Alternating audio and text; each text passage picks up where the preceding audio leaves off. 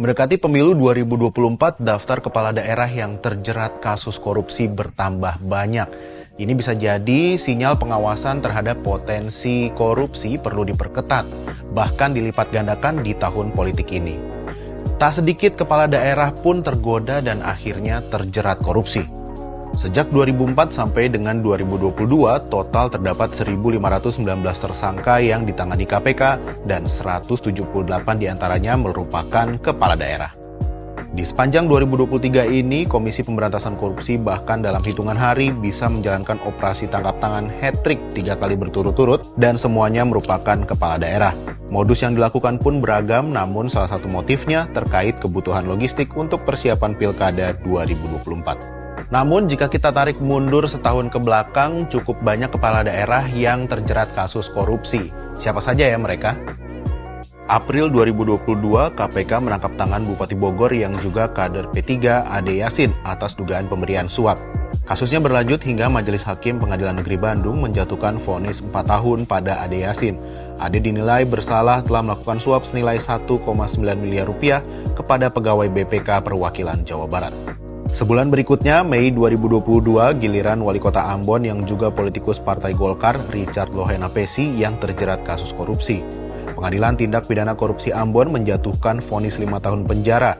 Richard terbukti bersalah menerima suap sebesar 500 juta rupiah dari pihak ketiga saat mengeluarkan izin prinsip pembangunan gerai Alfamidi di Ambon tahun 2020.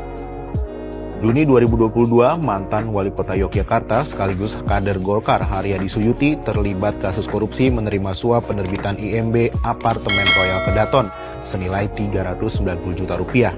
Pengadilan Negeri Yogyakarta menjatuhkan vonis 7 tahun penjara pada Haryadi atas kasus ini. Pada Agustus 2022, KPK menetapkan Bupati Pemalang Mukti Agung Wibowo sebagai tersangka kasus jual beli jabatan di lingkungan pemerintah Kabupaten Pemalang, Jawa Tengah. Mukti Agung dituntut 8,5 tahun penjara oleh Jaksa Penuntut Umum dalam sidang yang digelar di Pengadilan Tipikor Semarang. Di akhir 2022, giliran Bupati Bangkalan R. Abdul Latif Amin Imron yang ditangkap KPK. Politikus P3 tersebut diduga menerima suap senilai 5,3 miliar rupiah terkait lelang jabatan di Pemkab Bangkalan. Uniknya, sebelum ditahan, Era Latif yang sudah berstatus tersangka itu hadir di puncak Hari Anti Korupsi Sedunia yang digelar di Gedung Gerahadi, Surabaya, Jawa Timur. Pada acara yang sama, hadir pula Ketua KPK Firly Bahuri yang memberikan sambutan. Juga ada Gubernur Jawa Timur Khofifah Indar Parawansa, Gubernur Jawa Tengah Ganjar Pranowo, dan sejumlah kepala daerah lainnya. Lanjut, pada 28 Maret 2023, Komisi Pemberantasan Korupsi menetapkan Bupati Kapuas, Kalimantan Tengah, Ben Brahim, beserta istri yang merupakan anggota DPR RI fraksi Nasdem, Arye Gahni, sebagai tersangka dugaan penerimaan suap.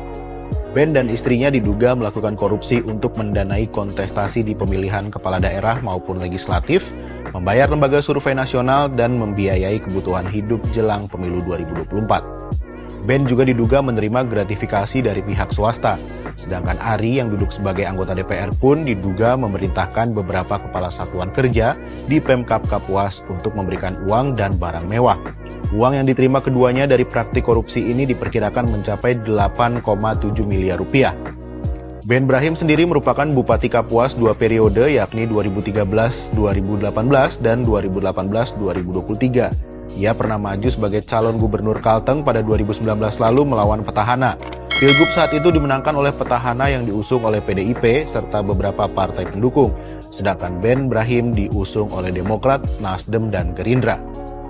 Selanjutnya, pada 6 April 2023, KPK menangkap tangan Bupati Kepulauan Meranti, Provinsi Riau, M. Adil bersama 25 orang jajarannya di lingkungan Pemkab Kepulauan Meranti, termasuk pihak swasta.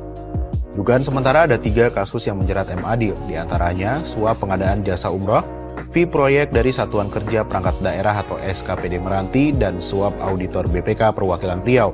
Terbaru, M. Adil juga ditengarai menggadaikan aset negara ke bank senilai 100 miliar rupiah. Hal ini pun juga tengah didalami oleh KPK. Dalam konferensi pers pada 8 April 2023, Wakil Ketua KPK Alexander Marwata menyebut nilai total awal korupsi yang dilakukan M. Adil mencapai 26,1 miliar rupiah. Dari hasil pendalaman sementara, tim penyidik KPK mensinyalir uang hasil korupsi tersebut akan digunakan M. Adil sebagai dana operasional pemilu 2024 untuk keperluan pencalonan Gubernur Riau. M. Adil menjadi Bupati Meranti untuk periode 2021-2025. Sebelumnya, Adil pernah menjadi anggota DPRD Riau periode 2014-2019 dengan diusung oleh Partai Hanura. Namun kala itu Adil tidak menuntaskan jabatan dan beralih ke PKB. Di pemilihan legislatif 2019, Adil kembali terpilih sebagai anggota DPRD Riau periode 2019-2024 dengan diusung PKB. Hanya menjabat 1 tahun, Adil memilih maju pilkada serentak dan pada 26 Februari 2021 dilantik menjadi Bupati Kepulauan Meranti oleh Gubernur Riau Syamsuar. Termutakhir, hanya jeda sepekan, KPK pada Jumat 14 April 2023 malam menangkap Wali Kota Bandung Yana Mulyana terkait dugaan suap pengadaan CCTV serta jasa penyedia jaringan internet di wilayah Kota Bandung, Jawa Barat. Dalam kasus ini, Yana Mulyana diduga menerima suap sebesar 924,6 juta rupiah atas proyek penyediaan jasa internet di Kota Bandung yang mencapai 2,5 miliar rupiah. Yana sebelumnya merupakan wakil wali kota Bandung mendampingi wali kota Bandung Oded M. Daniel. Namun Oded meninggal pada 10 Desember 2021 sehingga Yana ditunjuk sebagai pelaksana tugas wali kota Bandung menggantikan Oded. Adapun Oded dan Yana terpilih sebagai wali kota dan wakil wali kota Bandung lewat Pilkada 2018. Keduanya saat itu diusung oleh Partai Keadilan Sejahtera dan Partai Gerindra. Selain 3 pejabat daerah tersebut, ada pejabat daerah lain yang juga sedang menjalani pemeriksaan terkait kasus korupsi. Wali Kota Makassar Muhammad Ramdan Pomanto alias Dani Pomanto pada Kamis lalu diperiksa Kejaksaan Tinggi Sulawesi Selatan terkait kasus dugaan korupsi PDAM Makassar. Kasus ini telah menyeret 2 nama sebagai tersangka, yakni mantan Dirut PDAM Kota Makassar Haris Yassin Limpo dan mantan Direktur Keuangan PDAM Irawan Abadi.